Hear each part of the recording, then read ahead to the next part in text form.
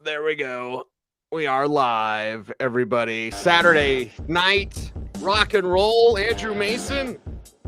It's a football Friday, at least for the Broncos, which doesn't mean they're playing football, it meant they're practicing football.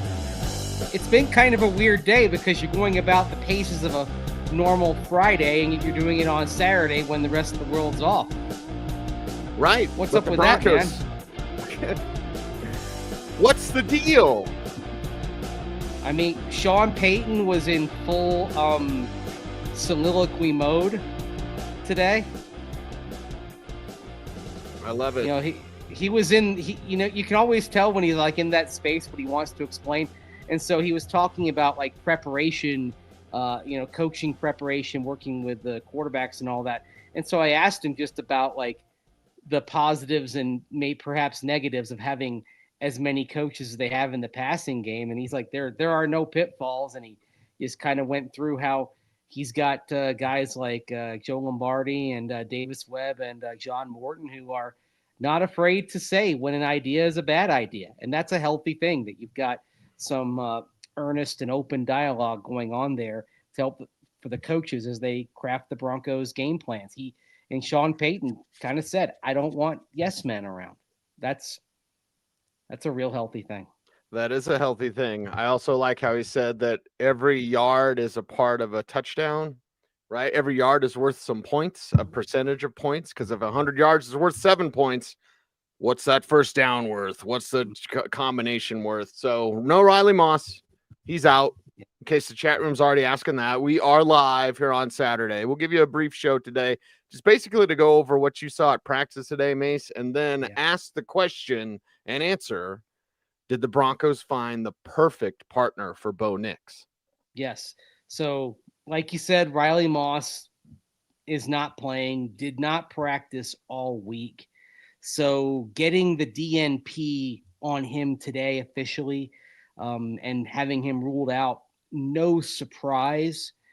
I think the most interesting thing that is on this weekly injury report that comes at the end of every week is Josh Reynolds, who is coming to the end of his 21-day ramp-up period. The Broncos have to make a decision on Josh Reynolds as to whether to elevate him / activate him from injured reserve and back to the 53-player roster. They've got to make that decision by Wednesday. Josh Reynolds has not been ruled out for Monday.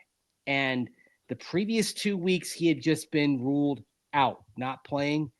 He's questionable. So could there be a roster move coming between now and Monday that means Josh Reynolds is in the lineup and back out there for the Denver Broncos? And what does that mean for the receiving core? Because I think you and I would agree at this point, I don't really want Josh Reynolds taking reps from Devon Vele, considering the progress and growth that Vele has made with Bo Nix working together these last several weeks. And I don't want to mess that up, man. I don't want to mess that up with Devon Vele, the way that it's working. It continues to work. Courtland Sutton, oh man, how he's going to miss Russ. No, he doesn't. No, he doesn't. But the Devon Vele thing is working. And if Reynolds can mix back in a little bit, Mace, I'm not against that. But no, just like the Franklin thing. I'm not forcing Troy Franklin. If it works, great. But I'm not forcing it. I'm not forcing Josh Reynolds. If it works, great, but I'm not forcing it. It is working with Courtland Sutton and Devon Vele. Exactly. It's working with Court as the wide receiver one, and it's working with Vele basically playing the role of Tim Patrick, which it was obvious from the moment the Broncos drafted Devon Vele, from a few hours after that when Sean Payton compared Vele with Tim Patrick, to the fact that Vele had a good preseason, a good training camp, and they let go of TP. And part of it was the hope that, well, if you play Vele, by the end of the season, he is what Tim Patrick was. And that's happened. Yep. So, I mean, I think maybe there are some interesting packages that you could do with going with three big guys when you go Court and Devon Vele and Josh Reynolds, big, long guys running routes. I think, that can create some matchup problems. But I think the Broncos have stumbled onto something here with the Sutton Vele package.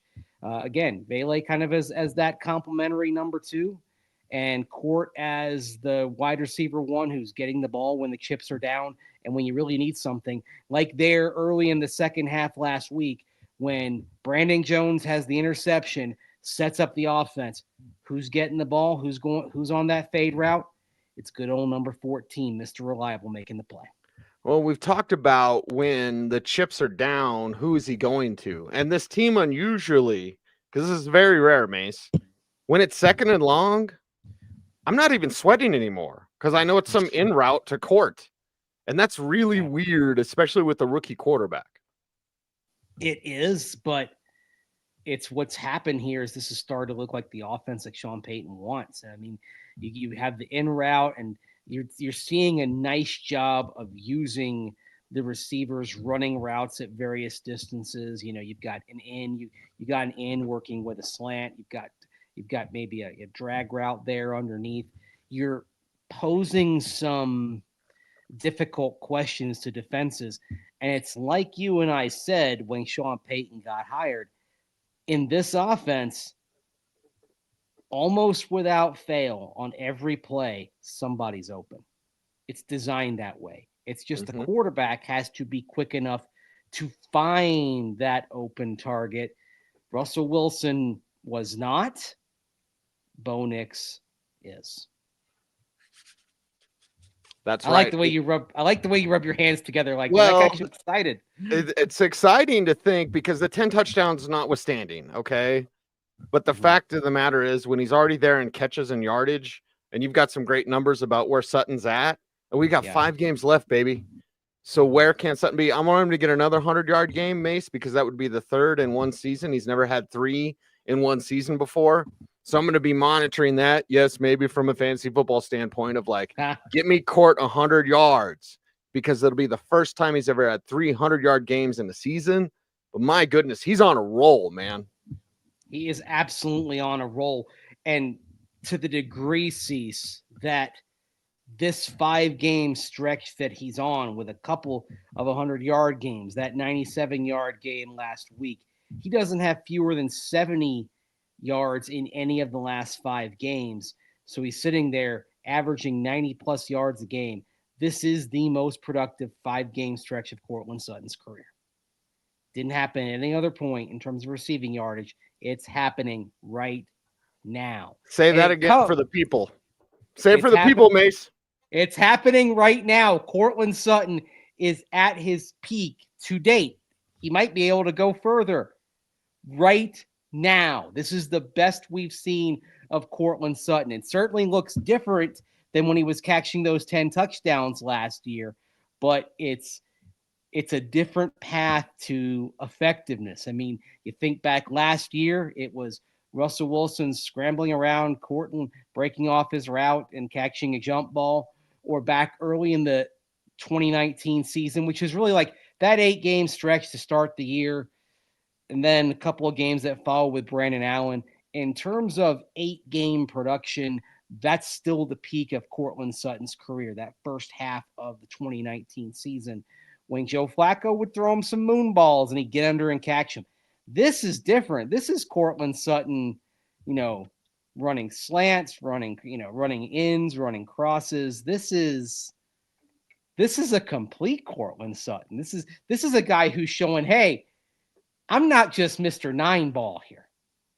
And it makes you look back and think, did the Broncos perhaps underestimate Courtland Sutton all these years with how they used him? Because this is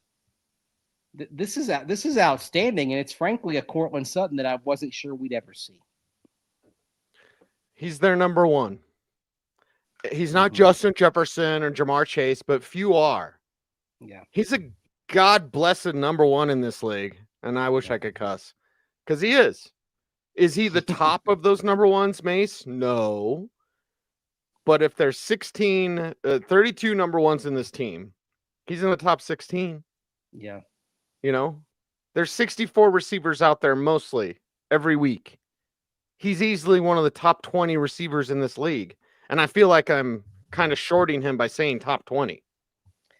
Well, it was interesting because you and I talked about his contract and when he wanted to restructure it. I think, you know what? He didn't get really a raise out of the restructure. He got some incentives, but that when he did not take part in OTAs, the revised contract he got didn't really give him much up front right there. It gave him incentives that he could reach. And if we keep seeing this level of production, he's sitting right now at 744 yards with 5 games to go. And if he stays on his recent productivity of about 90 yards a game, I mean, he's going to clear that comfortably and even push for 1,200 yards, man.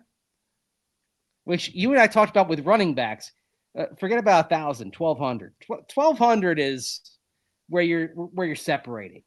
And that is very much in play for Courtland Sutton based on the form of the last 5 weeks, to the point where he's going to get a little extra money from the incentives, but also to where as you go into next year, do you talk about adding some years onto that contract, giving him a raise?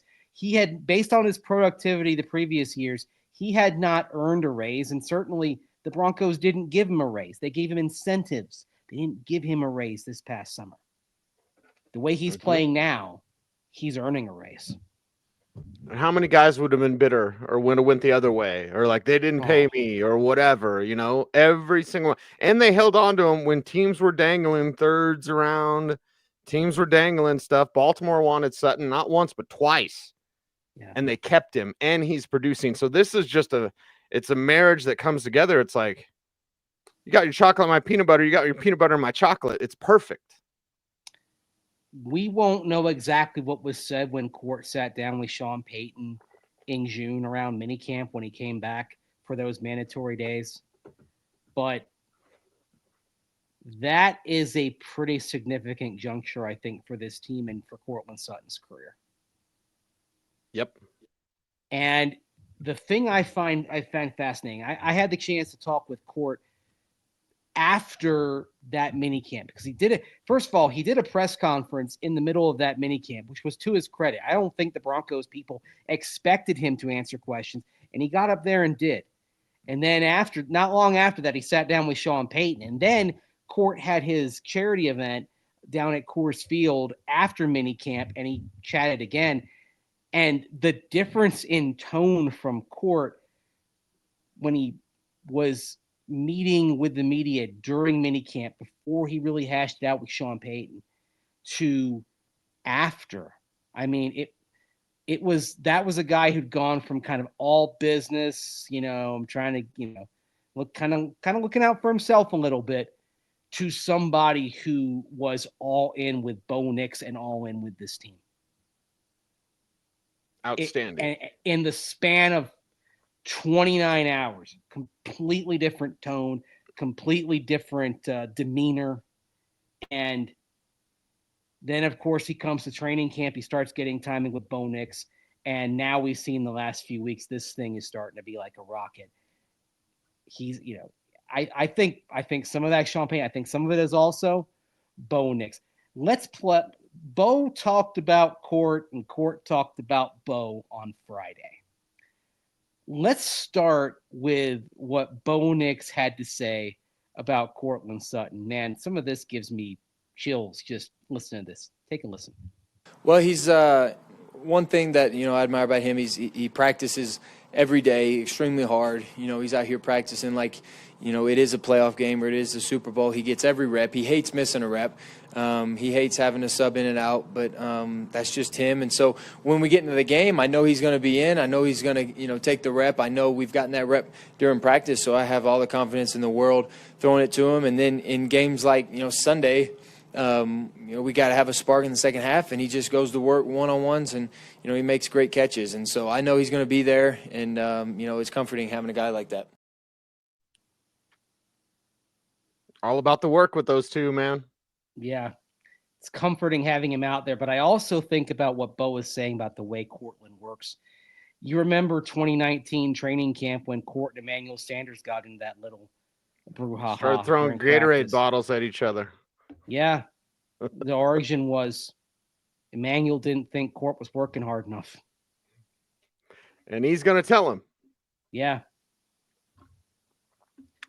And I think back to that when, Court at that moment, maybe after a promising rookie season, you get a little bit big for your britches, a little bit arrogant. You start thinking you have all the answers, and you really don't. And where he is now, the guy that's gone through the ACL tear, the rehab, the changes in quarterbacks, the changes in offensive schemes, changes in head coaches, to where he is now, growing with a rookie quarterback, helping that rookie quarterback along. And now I think we started this season maybe thinking this was Courtland Sutton's last year. Certainly the Broncos can get some cap savings by moving on from that contract. I'm now of the perspective that seeing the growth these two have had together, moving on from Court this offseason would be an utterly unwise move. Very much so. And I hadn't thought of this until I saw it in our chat room because Xenalac says Courtland's the best receiver in the entire AFC West. And he's right. Yeah. He's right. He's Xavier right. Worthy's not there yet on a consistent basis. And DeAndre Hopkins isn't that guy anymore. And Quentin Johnston drops every pass thrown at him. Ladd McConkey's a slot receiver. And the Raiders don't have Jacoby Byers, right? Yeah, Jacoby Myers. I mean, I would you mentioned the one guy that I think actually is in the conversation right now, and that's Ladd McConkey, because he's growing fast. And just because he's a slot receiver doesn't mean I'm going to sit there and say he couldn't be the equal of Courtland Sutton. He's just a different type of receiver. But I think the conversation, I think the conversation for best receiver in the AFC West, it's two guys now. It's McConkey and Court. And he's doing it with the rookie quarterback. Well, both of those combinations involve a rookie, because Justin Herbert and Ladd McConkey and Bo Nix and Courtland Sutton. You've got a rookie receiver in LA, you got a rookie quarterback in Denver. And in both cases, the rookie has re-energized the veteran. Mm-hmm. And allowed that veteran to find something new that maybe had been lost a little bit. This is part of what's exciting about when you have a mix of young and experience on a team, is sometimes that youth just re-energizes and reinvigorates, right? I mean, yes. Mike Naylor saying Brock Bowers is technically the best receiver. Pass catcher, because he's a tight end. I think I actually do think that's fair, that Brock Bowers is the best pass catcher in the division. Yes. And if there's a WR next to your name, it's Sutton. Right. But I know Bronco fans may not want to hear this. Brock Bowers has really put together a case for Rookie of the Year. Because it's unheard of what he's doing. Exactly. He is doing things that no rookie tight end in the history of the sport has done. And respectfully to Bo Nix and Jaden Daniels, they're having very good seasons and they're putting a lot of hope into their organizations, but they're not doing anything that hasn't been done before in aggregate. Now, we know Bo Nix had the single game, the stat line against Atlanta, that was unlike any other rookie quarterback in NFL history. But we're going to look at where he is at the end of the season and probably say there are some comps, maybe a comp to CJ Stroud, certainly comps to Dak Prescott back in 2016. There is no comp rookie-wise for Brock Bowers. And that's why, I mean, as terrific as Bo Nix has been, I think today my Rookie of the Year vote is Brock Bowers, if I had one. But I don't have one. So those who want Bo Nix to be Rookie of the Year can be glad, because but if Bo has some more games like he had against Atlanta, then Bo Nix may be talking about a rookie year unlike any other quarterback, and then he gets the honor. It's also about the primacy of the quarterback position, I think, may come into play as well. But Brock Bowers, man, you have to tip your cap to him. And also you have to tip your cap to the Broncos defense, because the worst game, or I should say the least productive game Brock Bowers has had in the last several weeks, it was against Vance Joseph's defense. And in the first game, if PJ Locke hadn't slipped, they'd probably get him on that play too. Yeah. Think about that. Like, and another reason why Vance Joseph is going to be in a lot of head coaching conversations is, how many years have we talked about Vance Joseph's defense is having trouble against tight ends? Well, Forever. Yeah. That glitch appears to be fixed. I haven't got my paycheck. I'm a tight end. I haven't got my paycheck. Oh, man. This is... No, hold up there, partner. We fixed the glitch. The glitch. So you fired him. No, hold up there, partner. No, we fixed the glitch. So it'll work itself out naturally. Problem solved from your end. We prefer non-confrontational things. Yeah. Mm-hmm. Didn't they say at one point it's always best to fire on a Friday? Yes, yeah. So we're here on a Saturday. What does that say about us? We actually have stuff to do, both of us, because we do have lives. You may not think that. You may think we got about 1,500 people watching us live, by the way, Mace. Now? So for the whole, right now. On a Saturday night. On. Yeah, we got people checking in from Nashville, all that. So like for the whole, you don't have an audience on Saturday. Well, we do. We do. But you may be surprised to know that we have things to do on Saturday. So we got to wrap this one up. By the way, I just want the chat room to know that you tonight will not be. I actually won't be watching Hallmark, which I love. Seriously, love. Because this is going to be on. You're boycotting. I'm boycotting because the Chiefs love story. Oh my gosh. I'm not watching it live. I'm DVRing it. I because I feel like I should mine this for material. There's gonna, I think that apparently the premise is like that. Tyler, is it who's Hunter Tyler, King? Hunter King is the male lead, and Tyler Hines is the female. I don't know. I think that's the dude's name. The dude's in all the Hallmark movies. Well, they've got their own. They've got their own repertory theater, basically. It's like sure, yeah. Hey, we can get 6 films out of you this year. Great. The big question is how long it took the screenwriter to put that together. I mean, is that something that the writer labored over, or did they crank it out over a weekend? Okay, so a quick Google search. Hunter King's the female. Man, that's a female. Tyler Hines is the male. Shows what I know. They all look the same to me.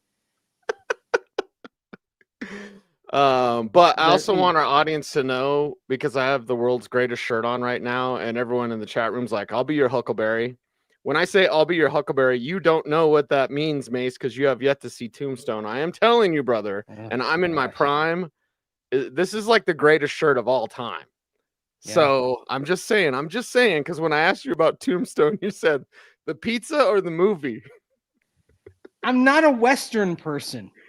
This is a great movie. It's not, take the Western part out of it. This is a great, great movie. But I think that's why it eluded my personal zeitgeist, because Westerns just didn't interest me. I was more sci-fi. Watch that and watch True Grit, the original with John Wayne. Okay. Watch those two. I've seen True Grit.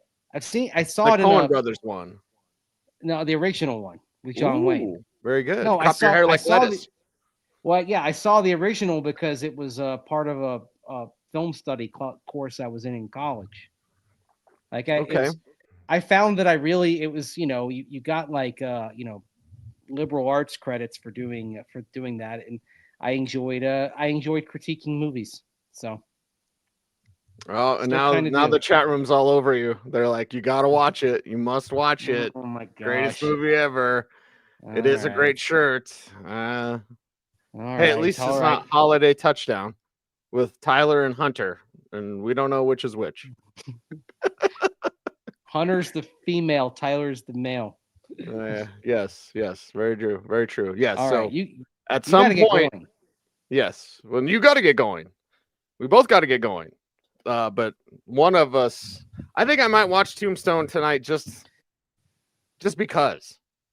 That's a good reason if you love it. I mean, there are some movies I watch just because. I'm at least gonna find the YouTube clips of these scenes with Val Kilmer, and I'm gonna send you the YouTube clips. Will you promise me to watch that at least?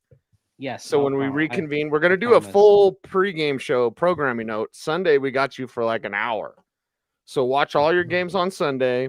And before Sunday Night Football, once the afternoon games have wrapped up, Mason and I are going to jump on for like an hour and do Broncos pregame. We're also going to do a show from the stadium, and I'll do the post-game show on Monday.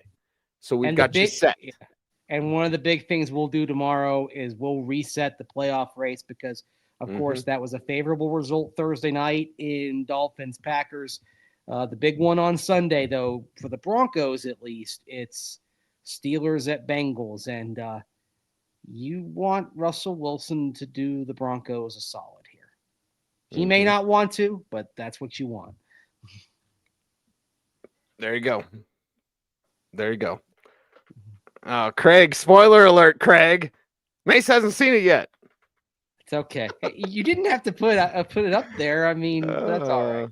Oh, by the way, he doesn't say Huckleberry. He says Hucklebearer, same as Paul Bearer. Interesting. He's getting some crap talked to him by a youngster, and he goes, "I'll be a Hucklebearer." Yeah, the host of the weekly schlock horror film that was on in the Tampa Bay area when I was growing up was Dr. Paul Bearer.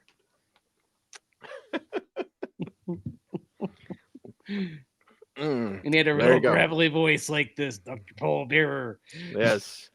Rick does ask, Monday our show is going to be from outside the stadium, so it'll be a quick little like on the scene thing, but just to give you something, give you a taste around our normal time, whatever that is. And then Sunday is our full pregame show. Yes. So we're going to be at the stadium at 3. We're going to record a show. We're going to get it up to you as fast as we can. And then we have post game, and then of course our normal OBT as we prepare.